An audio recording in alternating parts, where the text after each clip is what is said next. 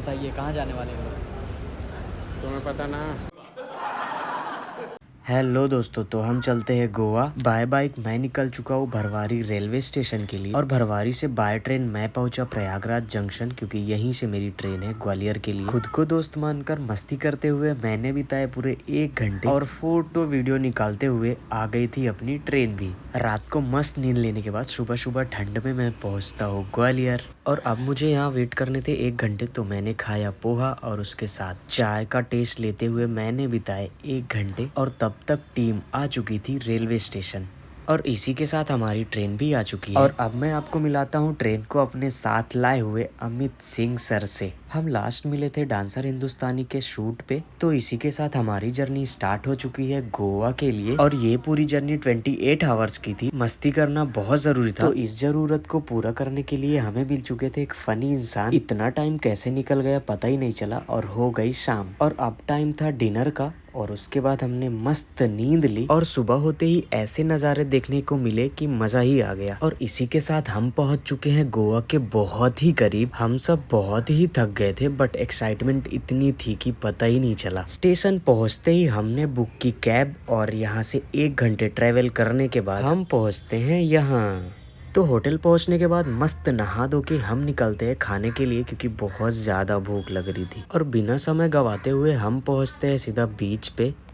Walk करते हुए back to back हमने बहुत सारे बीचेस एक्सप्लोर किए और इस तरह से हमें घूमते हुए रात के 2 बज गए थे। देन हमारा मूड हुआ पिज्ज़ा खाने का। अभी रात के 2 बज रहे हैं और तो ढूंढ ले पिज्जा, भाई किसी का जीजा बर्गर पिज्जा जो भी हो। और पिज़्ज़ा खाने के बाद हमने ली मस्त नींद। देन सुबह होते ही देखने को मिला एक शानदार नज़ारा।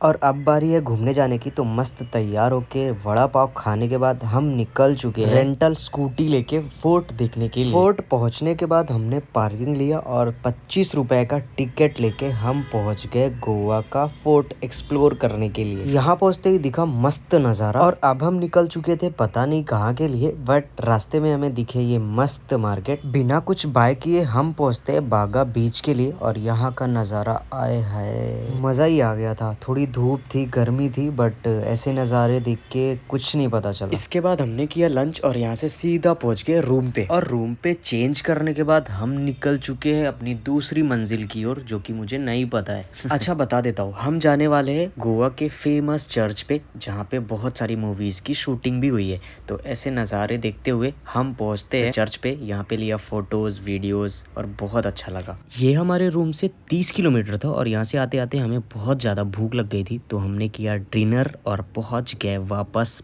पार्टी करने के लिए बागा बीच। इधर से वापस आने के बाद हमने ली मस्त नींद और अब था हमारा घूमने का डे 3। और सुबह सुबह हम निकल जाते हैं हमारे रूम से 30 किलोमीटर दूर एक फेमस बीच पे। और इसके बाद हम सीधा पहुंचते हैं पारा रोड पे, जहाँ पे फोटोज वीडियोज के लिए बहुत ही फेमस रोड है ये। और इसी के साथ अब आते हैं डे 4 पे। तो इस दिन हम पहुंचे एक अलग ही बसी दुनिया में, जो बहुत ही खूबसूरत थी। यहाँ हमने बहुत ही क्रेजी फोटोज निकाले और इसके बाद हम सीधा पहुंचते हैं कैंडोलम बीच पे। गाइस, इस बीच पे जाना इसलिए आसान था क्योंकि ये हमारे रूम के जस्ट सामने था। और इसके बाद हमने किया लंच और वापस कहाँ आ गए, बीच पे। ये व्यू बहुत ही मेमोरेबल था क्योंकि यहाँ बहुत सारा सुकून था। बताइए कहाँ जाने वाले हो?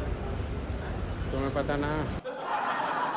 तो अब बारी थी गोवा से वापस जाने की और मैं हूँ अभी बस स्टैंड पे। और यहाँ से हम पहुँचते हैं मडगांव रेलवे स्टेशन के लिए और यहाँ पे बहुत सारा वेट करने के बाद हमने किया डिनर। और अब बारी है व्लॉग को एंड करने की। तो गाइज, आप सबको व्लॉग कैसा लगा कमेंट में बताओ। अभी मैं यहाँ से जाने वाला हूँ मुंबई, बाकी लोग जाएंगे अपने घर।